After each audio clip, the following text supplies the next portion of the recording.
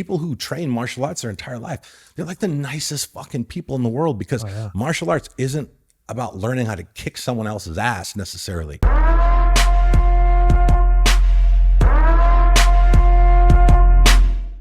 What's up, everybody? Welcome to the Start Today podcast. I'm your host, Chris Cavallini. Today, we got an awesome episode for you because we're going to be going to the Q&A format. The questions are coming right from our listeners. I decided that with all the controversy going on in society right now, to give back to the listener and to give you guys an outlet to ask some questions that might help you in any area, in any capacity, even if it's with the best way of navigating through our current situation. So we're going to get into that. I'm looking forward to it. As always, I love the Q&A format, so it's going to be fun. But I'm here with my co-host, Rick Schaff. Rick, hey everybody, what's good? Yeah, man, I'm also a fan of the Q&A, especially right now for those reasons you just mentioned. Yep. So yeah, I think during any time or period or transition when the focus is on things that perhaps don't serve us, anything that we can do, big or small, to help people kind of keep their eye on what's important, to control their focus, and to basically invest their energy into things that serve them. That's what we're here to do. And it also makes things a little easier as far as coming up with a format for the podcast. And I am fully prepared today to answer questions that our listeners may have asked regarding some of what is currently happening in the world. But I didn't want to dedicate an entire episode to it. I just don't. I think that everybody has something to say about it, and that's all you really hear about. And I wanted to perhaps be a breath of fresh air in a sense, but of course at the same time I do know that it's relevant. I do know it's important to people. So I am happy to take some questions on it. Not gonna spend the entire episode on it, nor am I gonna delve just insanely deep and it's just there's enough of that out there. There's plenty of that. And again, like we always talk about on the podcast, the importance of thinking for yourself. And, if you're just going around listening to what everybody else has to say and then formulating your beliefs and opinions based off 20% of what this guy says, 17% of what this guy says, that's going to be stressful as fuck, because there's going to be a lot of conflicting information, a lot of conflicting views, and just overall just different perspectives. One thing that, we haven't done in a while is remind our listeners of what the Start Today podcast is. And guys, I wanted to go over that really quickly for those of you who've been with us for a while. First of all, thank you for supporting us.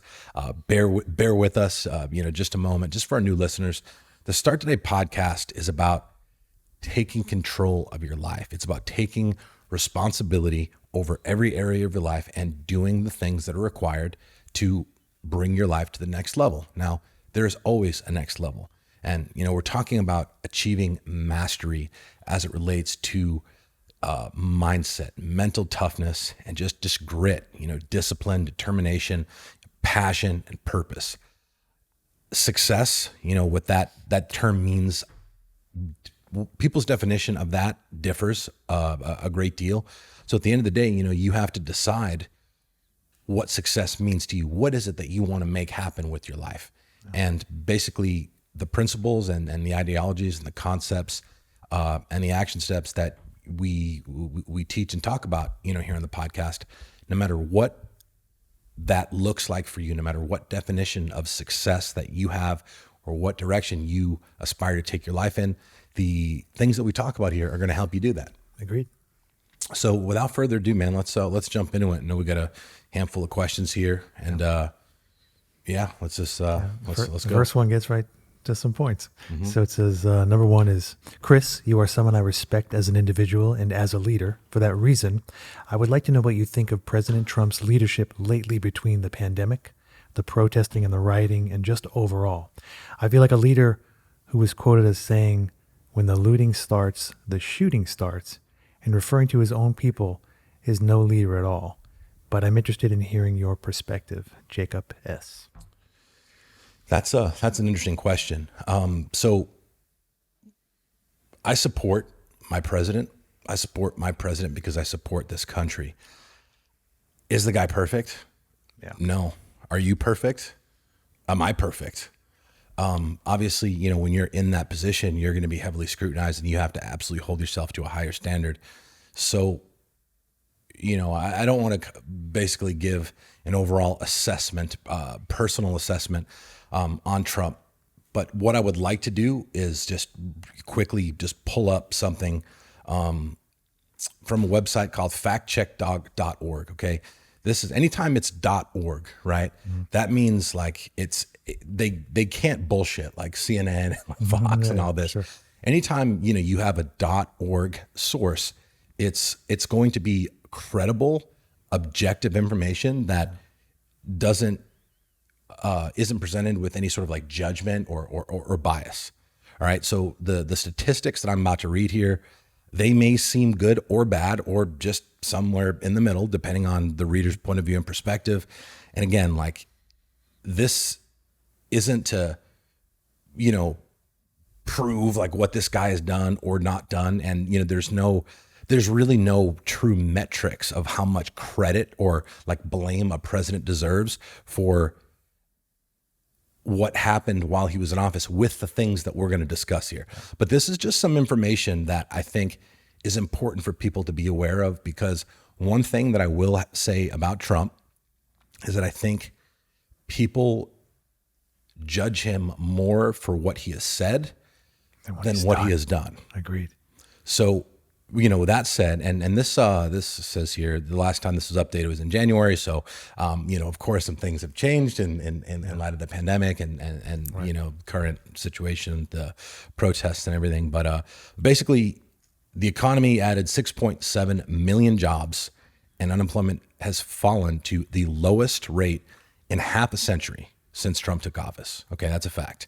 The economy grew more slowly than Trump promised at a 2.1% rate most recently. I think he said it was gonna be like 4 to 6 when he first came into office. Yeah. Hey man, look, you got to be aggressive. You got to set the bar high and then do what you can. And if you fall short, well, you're probably going to be ahead of where you would be if you started low. If you said 2, I mean, you know, and he got 1. So that's just typically how that goes. So I don't really see any fault with that. Stock prices hit record levels. I mean, this is something you and I both have. We've enjoyed the benefits of that. Household income grew. Okay, poverty decreased and paychecks grew 2.5%.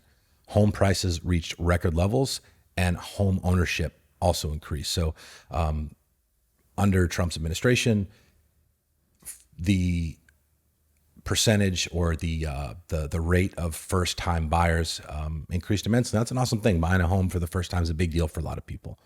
The number of people lacking health insurance rose by nearly 2 million. Federal deficit soared, adding 2.8 trillion to the national debt. Now, some people see that, holy shit, like, yeah, the 2.2, like, look, like the other things that I pointed out and some of these other things that he's done, like it takes money to create significant change. And that's what people fail to realize. This company, or excuse me, this country, I mean, it's like every other country. It's a business, and we're big business. You know, it's interesting. I had a lot of conversations with economic people who know a lot more than me, and I've never been a fan of Obama's, but that being said, I never like made fun of him and put clown faces on the guy and posted stuff like that. Yeah, and I supported him because he was our president, but I never really liked him as a president. I just want to preface that because of what I'm going to say. Yeah. So the people that I talk to economically who know more than me say that his administration put in place very conservative gears that were very protective over the economy once it hit something like this to not fall apart. Sure. And that was something I didn't know, and I found interesting. Good. I found very good. Yeah. So but what he's done now, he's kind of like Reagan, like triple down economics. He released a lot of the issues that businesses had trying to make money and restrictions, and that helped. It worked. It did. I mean, his policies worked for that. It did. Just a few more random percentages. Job openings have increased actually 21%. The S&P 500 point this out because I have heavy interest in that. I have significant investment, and S&P 500 rose 47.1%. Obviously, that's gone down since the pandemic and such. Violent crime, including, all crime except rape has gone down. Rape actually went up, but crime across the board has gone down, including murder, which was down by 6.9%. That's interesting. Yeah, and again, like these, how much of this is a result? This happened under his watch. That does not mean that he was, the knight in shining armor, single-handedly responsible. Although he probably would like to think so. Nonetheless, handgun production and sales actually down 23%, which is interesting as well. People tend to go and buy up all the ammunition and handguns when they think the shit's about to fall apart. So the country clearly, up until recent times, has felt, even though there's a lot of backlash, a lot of the media trying to tear this guy down. People overall feel stable at a minimum. I was going to say, I liken him to a guy like, he's somebody who's trying to run a race, who's like consistently being shot in one leg over and over and over again. Right. But could you imagine if the country was actually supporting him? And I'm not saying you have to support and everything, but if at this point I couldn't. What could we have done is what's interesting to me. It's disappointing, I guess. So I want to answer Jacob's question directly. So he was asking specifically about how I feel about Trump's leadership lately as it relates to the pandemic, the protesting and rioting, and like, what do I think? I mean, I don't know. I don't know what to think. I don't know how to gauge how effective or ineffective the man has been, because, well, it's twofold. First of all, I know and I'm aware that the information that circulates around, the internet, that's purposely being presented in a way to discredit this guy. I know that a lot of it is false. A lot of it is taken out of context, heavily exaggerated, or is just straight up lies, like malicious deception with no accountability attached. So they can do that. So I don't really know like what all he has done and not done. I don't know that. Plus, we don't even know we don't even know how deadly this pandemic actually was, and we never will know. Like we will never know.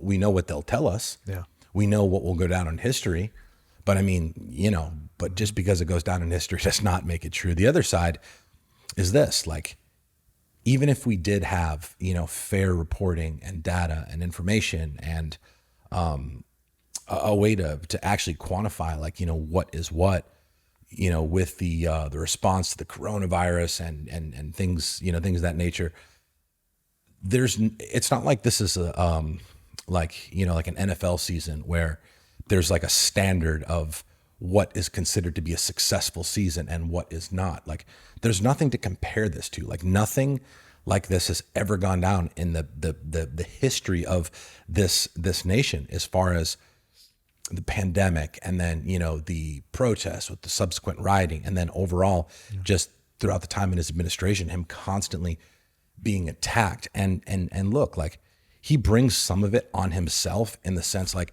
the one thing about him that I just can't fucking stand is he gets his feelings hurt too easy. And to me, that's the opposite of what you need to be as a leader. You need to be unbotherable. I mean, like, that's power. That's power. Like, that's discipline. That's mental toughness. Which, it shows your choice to have power over that. Yeah, exactly. Otherwise, it has power over you. And he's but the other side to that, and this doesn't excuse him by any means. The man is, look, nobody in their right mind could take away from the fact that he has had a very successful life in comparison to most people. I mean, like, between real estate, just business investments, his celebrity, the TV shows, and all these things, the guy has just crushed it in life. And he was loved before he became president. Exactly. Pretty much by everybody. So with that said, he was loved by the masses as the person that he is. Yeah. So his natural inherent personality, which has probably always been aggressive, which has probably always been a little abrasive, a little arrogant, he'd received continuous positive feedback and validation his entire life. So that basically created like a neurological connection in his brain between what he was doing and good things materializing. So this far in life, you know, well into his 70s, it's impractical to think that he's going to be able to kind of like reprogram that framework. Now, what he could do, and again, like, who am I? You know, again, I'm just an average guy here, like giving my perspective and what I think would be in his best interest if he could go back in time and maybe start things over. He could have surrounded himself with like good, like PR people that kind of like, you know, managed him a little better in that capacity, and kind of like explain to him why it's important not to kind of like go off because of what the media is capable of, and how, you know, he can't control, the government can't control the media. The media is controlled not by the government, but by the people who control the government and control the world. Like by it's privately funded. So, you know, the thing about that is this guy still shows up every fucking day. Yeah, he does. You know, he shows up every day at, you know, 73 years old, the country in a state of perpetual chaos, from what most people have ever seen. The guy shows up every day and he's not backing down. He's not backing down. And to me, that's admirable. It's admirable that despite these people every second of every day trying to tear you down, trying to destroy your legacy, destroy your reputation, destroy your family's name, he still shows up and he still stands up for what he believes in. And whether what he believes in is right or wrong, it doesn't matter. There's still something admirable about that. And I think that's why he has the support that he does. Now, the media will lead you to believe that he does not have the support that he does, because they're showing you what they're showing you. And you are then led to believe, your brain makes the connection between what they're showing you and reality. No. But what if what they're showing you, like, just entertain the thought for just a moment, what if what they're showing you is only 2% of the actual picture or the equation? No, I see it all the time. I listen to the guy speak, and then I see what CNN or MSNBC do to that, due to his little outtakes, and they just flip it around. It's disturbing. I would like to see him take a little more responsibility, you know, when he speaks. You know, like, I would like for him to be just more honest. Say like, look, you know, I'm doing the best that I can. I'm surrounding myself with are we perfect? No. But one thing I can promise the American people is I'm going to do whatever it takes for as long as it fucking takes to figure out the best way. Yeah. We took a shot and we missed. You know what? That happens in business, in life, and it happens, you know, here in my world as the president. I think if he was a little more just authentic and open about that, as opposed to kind of what he does and tends to defend his position, even though it's in some cases indefendable, I think that would help him out tremendously, and I think that would leave him less open to being, you know, shit on, for lack of a better term. But just, you know, I think that there's really no way of, I can't give you a straight up answer like how I think the guy is doing. I think he's doing his best. I honestly do. I think this guy cares. I think he's a winner. I think he's been winning his entire life, and I think he wants to fucking win. Unfortunately, people only see what they want to see from their perspective and what directly relates to them, and not look at the biggest picture imaginable, because, like, you know, this guy's in a very, very tough position. And when you're in a position of leadership, when you're in the most important, you know, position of leadership, it is impossible to please everyone, because you are not acting in the best interest of an individual or a group of individuals per se. You have to make decisions, very tough decisions, very unpopular decisions at times, that is going to be in the best interest of the American people, not just now, but for generations to come. And not just a population of the area that wants to go a different direction, right? Exactly. It's the same thing with Obama. Like, I didn't like a lot of things he did, but I supported what he did, you know, for the most part.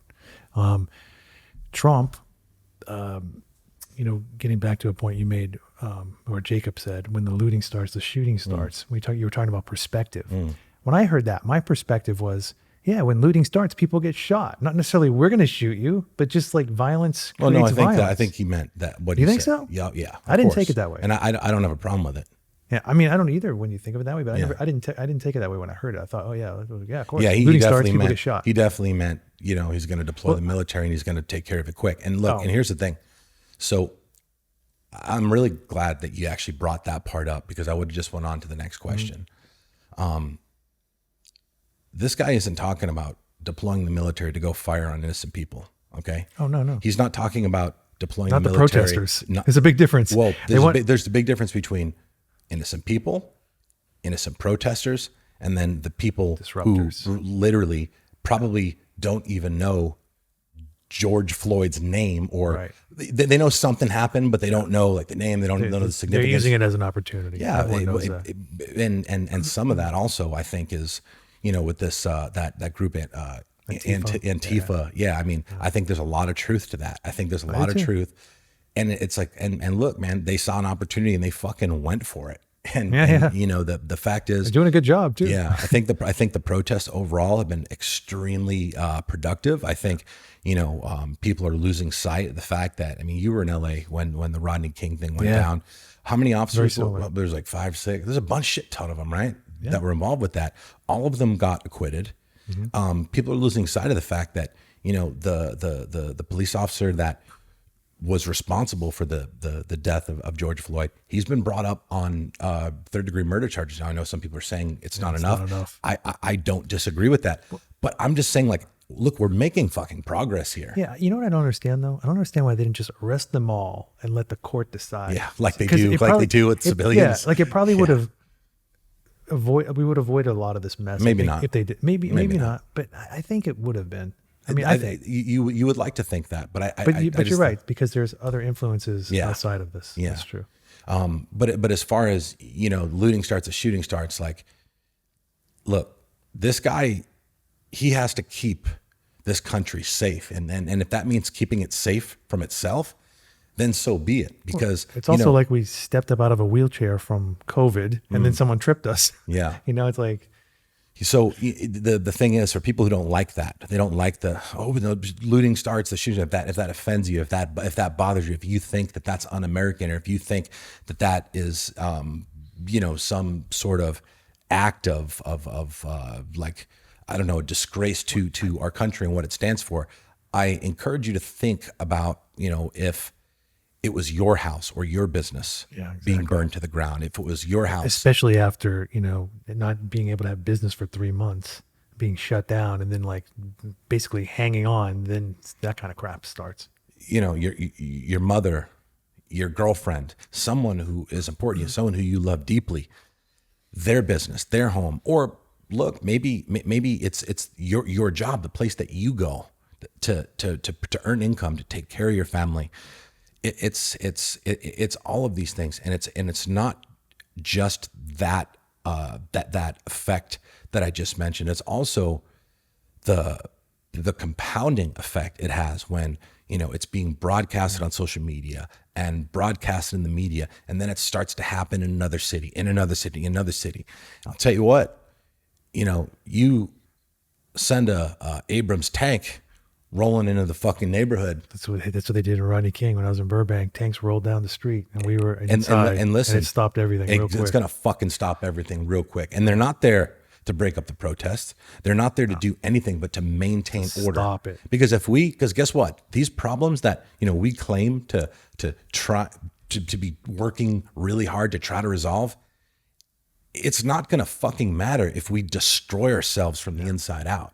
And I think that's the perspective people need to maintain, that no matter what happens, no matter how bad it gets, no matter how, you never have the right to destroy. I mean, the way I look at it is like, man, I can't even imagine like other countries right now just looking at us and laughing. It's true. Laughing and just like, look, what a fucking disgrace. This is the world superpower. This is the Americans. Agreed. This is the country that, is supposed to be the king of the jungle, laughing, sitting back, watching us destroy ourselves from the inside out, just waiting for the right opportunity to fucking pounce when we're most vulnerable and take advantage of the situation. And hey, I don't blame them, because if the roles were reversed, I would hope that we would do the same fucking thing. Yeah, no, it's true. It's sad. Like, I'm kind of embarrassed for us Me too. right now. And I have been for a little while. Yeah.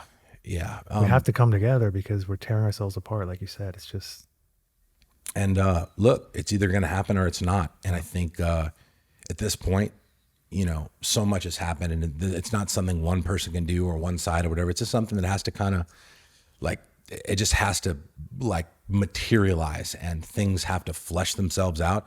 And with whatever happens, I mean, look, whatever happens. Hopefully it's an outcome that we can all ultimately look back on and be proud of. We also have to be prepared that sometimes in order for things to get better, they have to get worse, and also have to realize that as long as we keep doing the things that we talk about on this podcast, as long as we keep working on becoming the best version of ourselves and not be influenced by the things that are going on, like what's going on around us, it is our business, but it's not an excuse to knock us off course, or to manipulate our actions and our thought processes and our activities, and what we do right, to what do we have control of? We don't have control of all this insanity, Fuck no. but we do have control of ourselves to Yeah. get up and do the right thing every day. and that's some pretty powerful shit, because when you do the right thing and you keep pressing forward and setting a positive example, like it rubs off on the people around you. So the best way that we can navigate through this situation is to do the work on ourselves, continue to be the best versions of us, and just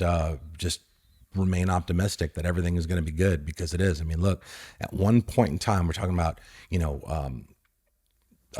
racism and police brutality towards the black community and all that. It's definitely a problem. Do I think it's as big as a problem as we're made to feel? I honestly don't, and there's numbers to prove it. However, on the same note, one is too many. If one person is killed erroneously or in a manner that this gentleman just was, it's fucking unacceptable, and there needs to be harsh, strict punishment imposed immediately and aggressively to set an example. At the same time, we have a responsibility to think for ourselves and look at what's really happening. Look at overall the progress that we had a black president, man.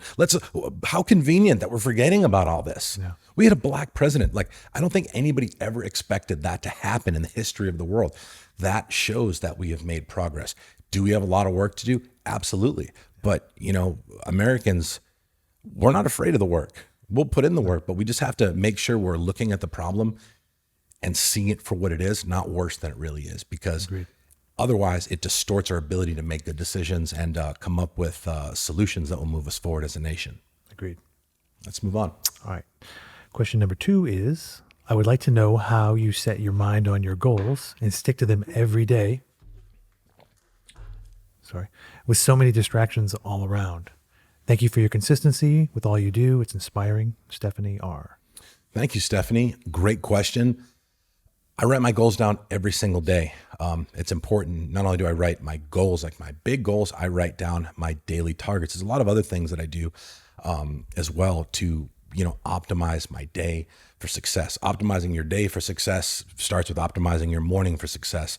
It also is heavily consistent with optimizing your environment for success. So I don't want to spend too much time on this, because we actually did an episode just dedicated specifically to this. It was called How to Win the Day Every Day. I'm not sure what episode number it was, but Stephanie, the answers that you seek will be in there, and it'll go into just some very specific, tangible action steps that I think will really help you out. We've gotten a lot of good responses from that one. Because it's a thing that a lot of people kind of lack and struggle with, and all the information is in there. It's like, if you want to win the day, it's like you can't just like purposely kind of coast through it and then maybe hopefully you cross the finishing line and win. Like, you can't wing it. It starts the night before. It's a process. Winning is a process. It is. So strategies. Appreciate you sending in the question, Stephanie, and supporting the podcast. You will like that episode, Stephanie. So go listen to it. All right. Number 3? Yep. All right. My question is below. If this makes it to the podcast, I would like to remain anonymous, as I am in the military. I'm a white man who has always been a supporter of law enforcement. I do not support police brutality. I do not support racism. I also do not believe it is acceptable to demonize a whole police force for the actions of one bad cop. As a white male who wears a uniform, I can't imagine being held accountable for the actions of one corrupt member. Seeing videos of innocent cops and people being attacked is upsetting to say the least. And to have so many leaders with influence fuel a fire that is already out of control puts me at a loss for words. What happened, what was wrong, but more violence is not the answer. As a leader, what message would you put out there on the civilian law enforcement bridge? Tough It's a question. good question. Very good question. I hear you, being in the military, and I think what's important to point out is we're not talking about the actions of one person, right? This is a thing that It's been happening. it's been happening. And I don't actually know that it's all fueled by racism. I don't believe that. I think some are. I think, More power. well, I think it's a standard of human capital issue. I think it's a lack of accountability issue. And what do I mean by that? I'm really happy that this question was asked, because I spent a considerable amount of time yesterday thinking about a solution. I was like, like so many people bitching about this, bitching about that. Like they're looking at this from the wrong perspective. Now, everybody has something to say about everybody, right? What the government should do, what the police should do, what the protests should do, what the riot, like, I'm not going to say what everybody else has said. I'm going to speak specifically on something that I feel I'm informed about, because I have some experience with this, and that I honestly believe will make a big impact in a short period of time, provided it actually was put into place. I think that law enforcement officers should be paid more. It was part of my answer too. Go ahead. Let's let that sink in for a minute. Now, Yeah. I'm going to purposely kind of just let that simmer, because I know some people are thinking like whatever you're thinking, and if you're that type of person, you really need to go back to episode 1 of this podcast. And It's just like teaching. yeah, so here's the thing: we don't pay the existing individuals out there more and just think that at that point they're going to be better. We raise the bar and standard as far as what is acceptable to even let in the door. And then throughout their career, throughout, every year, multiple times a year, there needs to be physical, mental, academic testing and accountability measures in place to ensure that the standard of law enforcement officers that are out there protecting and serving in our communities is something that is actually in the best interest of our community. Because, I mean, look around society at any given time, okay? 3/4 of our adult population is categorized overweight or obese. Okay, we've talked about this a lot. Is what it is. And, it breaks my heart. And obviously I've dedicated a huge portion of my life to try to combat that and try to, help people not be part of those, unsettling statistics. With a position like a law enforcement officer, when you're expected to protect and serve, to set the example, to lead by example, to be able to come into a situation and quickly de-escalate, take control of, and just prevent a situation from becoming an all-out fucking nightmare, like, you have to be held to a higher standard. Agreed. Now, this isn't all cops. First of all, I have a tremendous amount of respect for law enforcement. I support law enforcement. Even though I used to hate cops, being that I was arrested so many times and used to be a different person, I have so much gratitude and sincere appreciation for people who serve. And I know some awesome cops, and the ones that I happen to know, these are guys and girls. They train hard.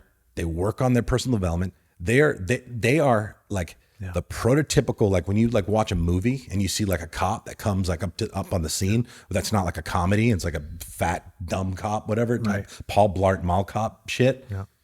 These are they're like the prototypical image of what, you think about when, you think of what a cop should be. Okay. Right. Now, unfortunately, they're the minority, not the racial minority. They're the minority as far as their physical body, the actions they take towards training, towards developing, their skills, whether it be with communication, whether it be with self-defense, whether it be, learning boxing, Brazilian jiu-jitsu, advanced weapons training. Like, despite them having higher levels of proficiency with, martial arts and weaponry and such, they are the least likely to end up in a situation where there's a wrongful death or some sort of It's true. fucking shit show like what happened with George Floyd. When I see that video, and I only watched it once because I don't like to, there's no reason to put things in your mind that are just gonna literally, one time was enough for me, but I couldn't help but come across the image, that still shot of that cop kneeling on that man's neck and his face. And what I saw there was something a lot of other people probably didn't see. A lot of people were probably blinded by rage and couldn't see what I saw. And look, this might upset people, what I'm about to say, but it is what it is, okay? I saw a guy who was scared, and I'm not talking about George. Clearly, George was terrified. I saw a guy who didn't know what to do. I saw a guy who, for some stupid reason, decided to go hands-on with this guy, like, which he didn't need to at that point. Floyd was resisting. He did not need to continue to try to wrestle with him. He could have stepped back. He could have put his hand on his taser and just said, "Hey, listen, if you don't, like, lay down, whatever." But he got in there, and now his fight or flight response is kicked in, because this guy clearly didn't have training, because he clearly was scared as fuck. He didn't know what to do. So now we got this poor guy in handcuffs on his face, which at that point there is no threat, and this fucking idiot thought, for reasons that will never be clear, and he's gonna have a long fucking time to think about that now. He thought the appropriate level of action was to press his knee forcefully on the back of this man's neck. Despite the guy saying he couldn't breathe, despite him being subdued, despite there being no threat at that time. And he fucking froze, Rick. He froze. He did not know what to do. So that's what happens. People talk about the fight or flight response. A part of that is freeze. And that's what most people do when you don't know what to do, when you're not conditioned with being in situations where there's a lot of stress present and rapidly evolving circumstances.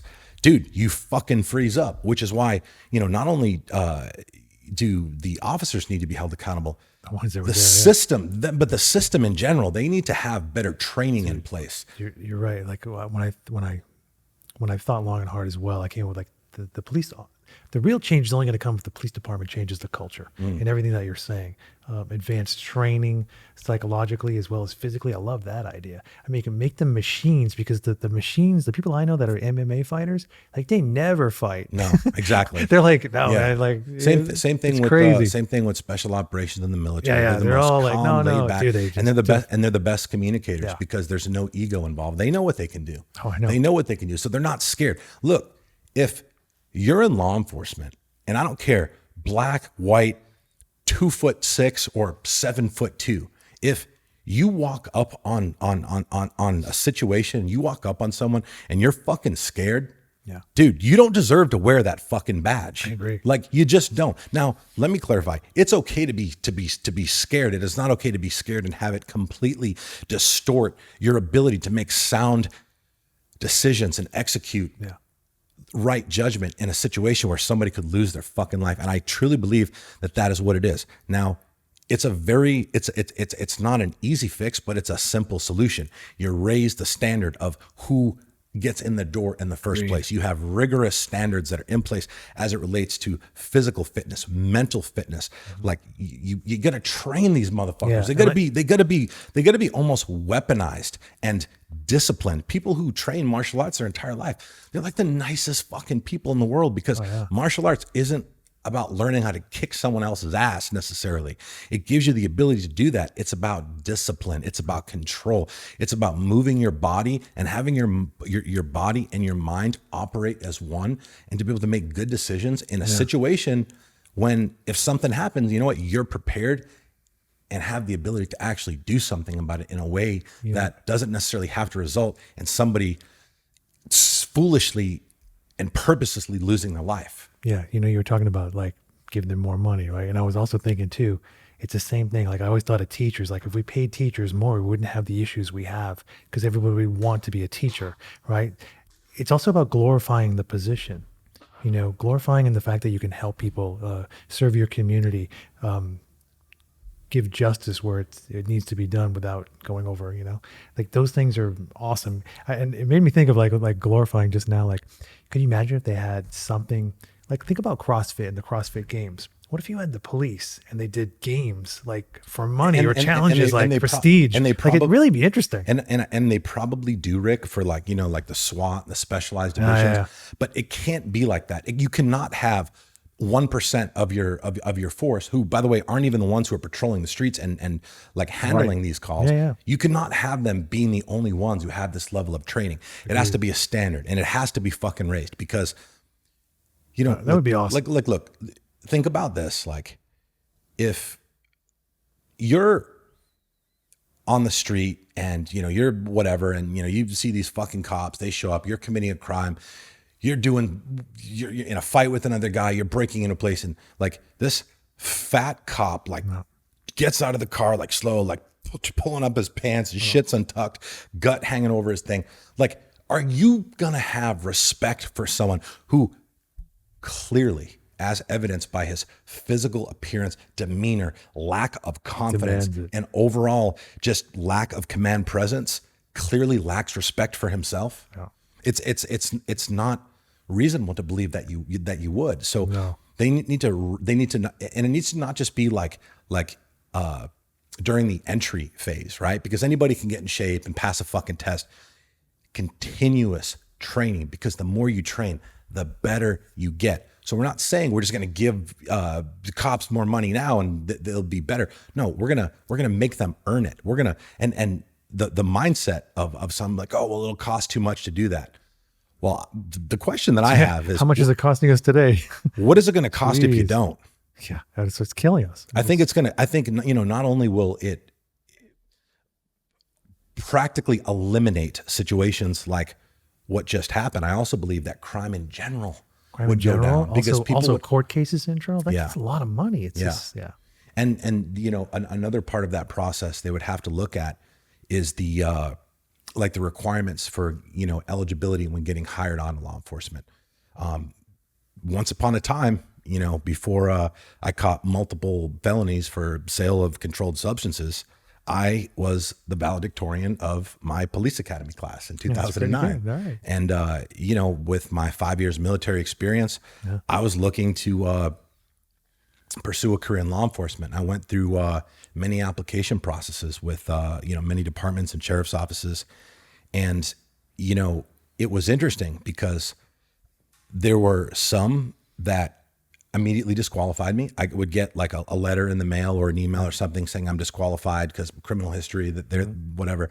And then others that didn't, others that I interviewed with, and they would bring that up and ask specifically about what happened. They would evaluate the totality of circumstances, do their own due diligence, and get a better understanding of exactly what happened. Yeah. Now, I think that we need to like stop pretending like that, if somebody's been to jail, or if somebody's been through some shit, or if somebody's lived like a hard life, when they were a kid, a little rough around the edges, we need to like stop acting like that's necessarily a bad thing.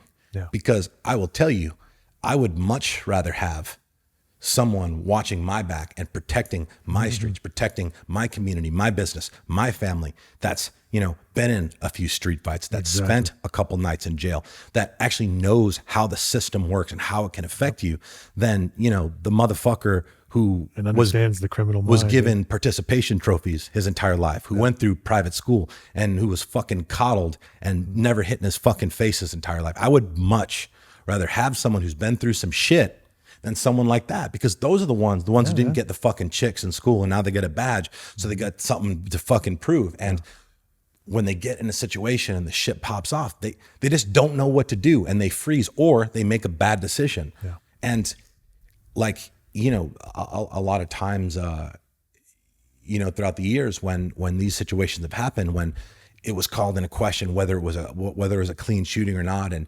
a decision was made and in the favor of the officer, people were outraged and stuff. But I think that like it's been like that for so long because some of the people making the decisions are also the pussies who were probably in situations like that before. Maybe it didn't result in something, but they don't know. So they, I can understand because I was in that situation. Well, we have to change the whole fucking landscape. We have to have people. How are you going to protect and serve if you're afraid? Like, look, if you're afraid, you do not deserve that fucking badge. You signed up and put yourself into a community that is supposed to be held in high regard, is supposed to be elite.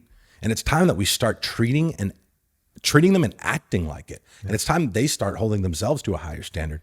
You know, if you're a cop and you know, like, how the fuck are you going to chase someone down who just like, I don't know, what if somebody snatches a baby right in front of you and you're fucking 60, 100 pounds overweight? Dude, I've seen some cops that were, I almost thought it was a joke. Like I almost thought it was like maybe, like a character or something. It's like, it's not okay. It's not fucking acceptable. This is not body shaming. Okay. I think it's unacceptable for people to be that overweight anyway, due to the health risks and the fact they're prematurely cutting their own life short. This is a different thing. This affects our society, our community. It affects us as individuals. So we have to raise the standards as far as what is required. We have to look at like, okay, why are we really disqualifying this person? Because he got into a few fights like coming up because, you know, some underage drinking, got caught with weed a couple times, which, you know, I'm talking about myself in case anybody hadn't noticed.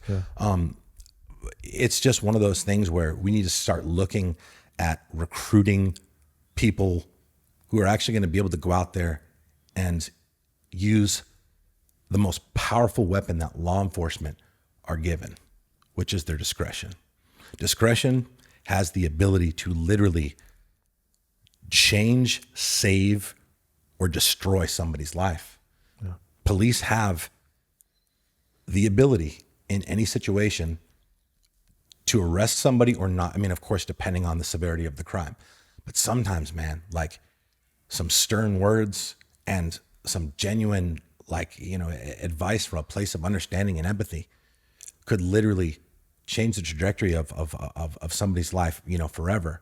Now, that lack of empathy, that lack of emotional intelligence, that lack of care and the genuine desire to actually serve and to help people, you bring somebody into jail for something that literally, like, you could have just gave them some coaching and then let them go. Mm-hmm. Now that is on the record for the rest of their life, and that prohibits them from ever getting a job in a reasonable organization that they would have an opportunity to create a better life. So yeah, they need more training. They need higher accountability. And, you know, with that, like they'll then become more valuable and they'll be in a position to be a higher paying authority. So I honestly think that would make a monster difference. It would of course be a huge paradigm shift, because I'm sure like someone like the chiefs of police and the actual sheriffs, like the number one guy, could be people who went their entire career, like not really fitting the mold of, you know, what we're saying. But look, in order for things to get better, we have to get better. In order for things to change, we have to change. And I think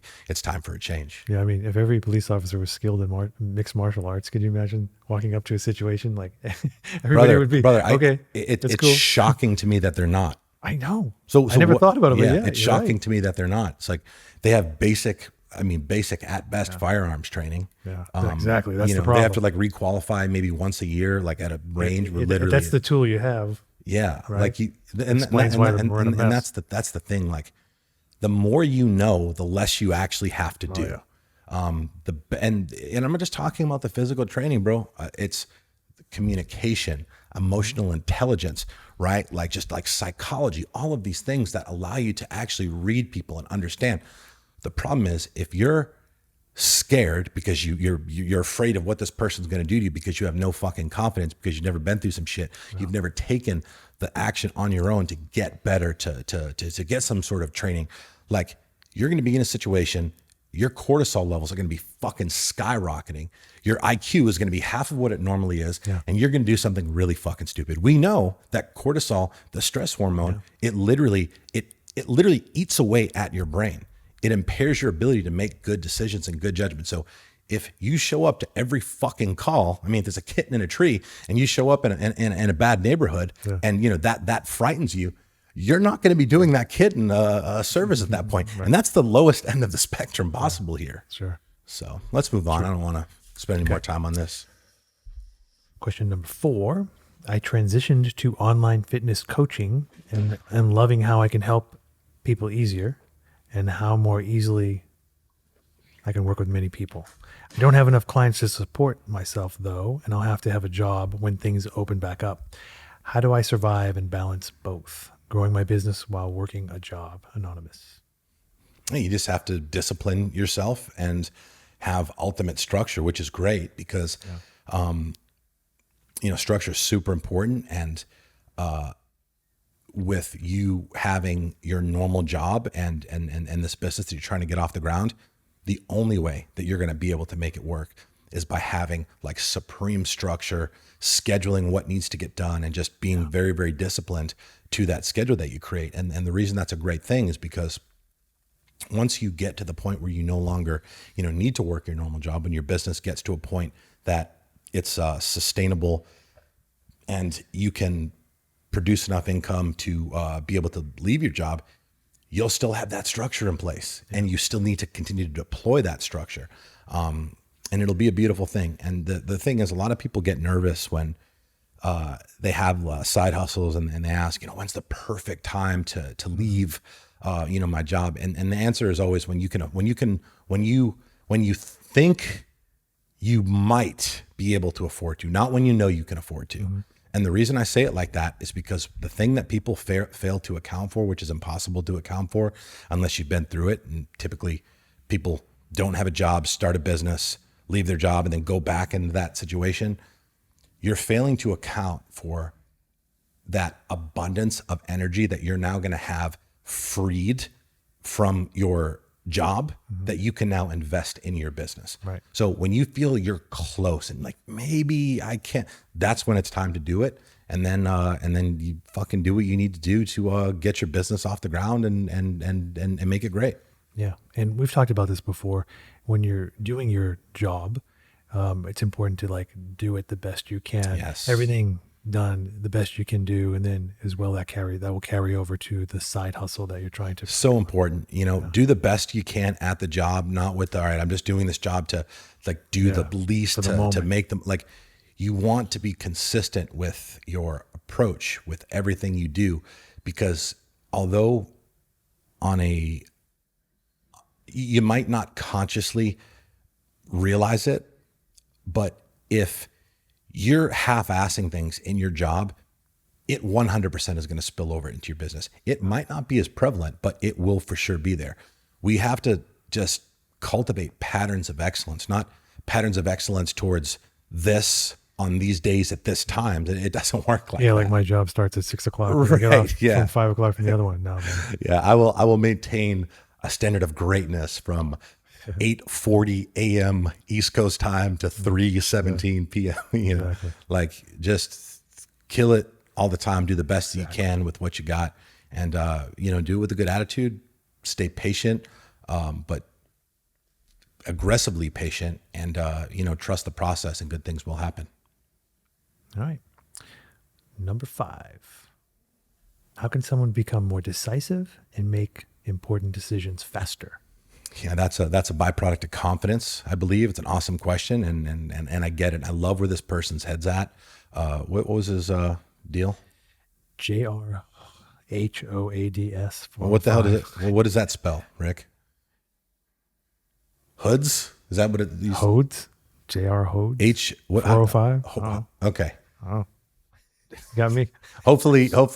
Sorry for butchering that. Sorry, man. Appreciate the question. How can someone become more decisive and make important decisions faster? Yeah, you just that comes with confidence. That comes with you doing the work on yourself that basically puts you in a position to make decisions when you're not fully sure about something, but you realize that you're pretty good, and in all practicality, it's going to work out. But if it doesn't, you realize that, you know, you'll be able to do what needs to be done to get it on track. Literally, confidence. I mean, confidence is the key to basically everything. The reason, you know, people tend to be indecisive and not want to make important decisions is because, you know, they don't want to take responsibility. They don't want to be, or they're uninformed. You know? well, the whole thing is like, if a decision needs to be made, you got to take responsibility. If you're not informed, like, you're responsible to get informed. Like, it always comes down. I mean, I see this all the time. I see this on my own people. Like, people don't want to be the one to like make that move. They want to like hide in a group or pull somebody along with them, or like, you know, everybody like knows something needs to be done, but they don't necessarily want to step up to do it because they're so afraid of failing. They're so afraid of this fictitious image of them failing, and like everybody that they've ever known from grade 1 to like present standing around them in a circle where they're now naked in the fetal position. Everybody's pointing and laughing. Like, that's what people act like will happen if they fail. Dude, failure is part of the fucking game. If you're never falling short and, you know, like fucking things up or making the wrong decision, like, chances are you're probably not doing much. The other side of it is like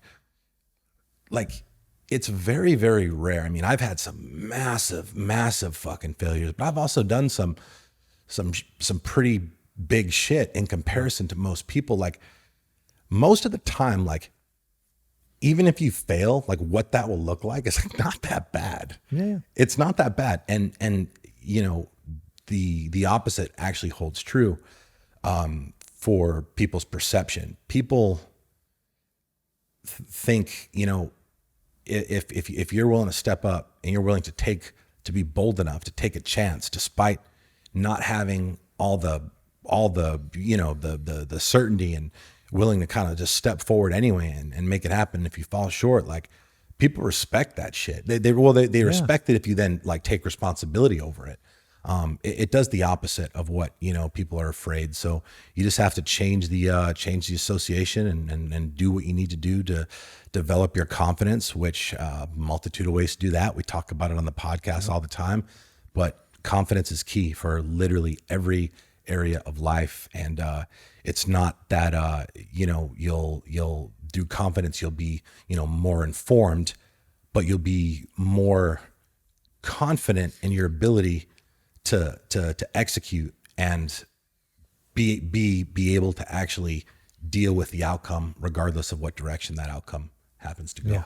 Do your due diligence, make your decisions. If they're wrong, you will learn from them, and you will get better regardless. That's it. Yeah. You got to do it bad before you do it good. Yeah. My mentor in real estate told me once, you know what I like about you? I said, what? And he goes, you'll just make a decision and pull the trigger. I don't see a lot of people like that. And I'm like, really? I didn't. Yeah, but that's what you do. That's it. Yeah. All right. Moving on. Number 6, is 29 years of age too old to start something? That's from Parth. No. I second that. Next question. You got a long ways to go. I would not be worrying at 29. I mean, look, I started at 28, and it just like, It's crazy. yeah, it's just the answer is no, and there's really nothing out to that. Great. Good luck, Parth. Number 7, good morning, sir. Appreciate and love the podcast and content. I launched an accounting business in 2016 at 25 years old, but lost it all in an accident 5 months later. I could not keep up and had to unlink from all my clients. Now at 29 with kids and a wife, I haven't lost all hope in having my own business, but I can't risk to lose it all again. How can I change my mindset to actually risk and take a bet on offering my accounting services once again and begin to establish a foundation or a network? Thank you, and I appreciate your time, Anonymous. It's a great question, and I appreciate his honesty and just basically laying it all out there. You know, you mentioned you can't afford to take the risk. Well, there's always risk with business. There is. I mean, they're literally. I mean, it is legitimately the most risky thing. There's all kinds of research and evidence that shows the overwhelming majority of businesses that start will ultimately fail. Most businesses close their doors after 3 years, and even higher percentage that actually happen to make it over that 3-year hump. Come year 5, they're done. Business is hard, business is risky. So, there's that. But as far as the specific question, how do you change your mindset to actually, how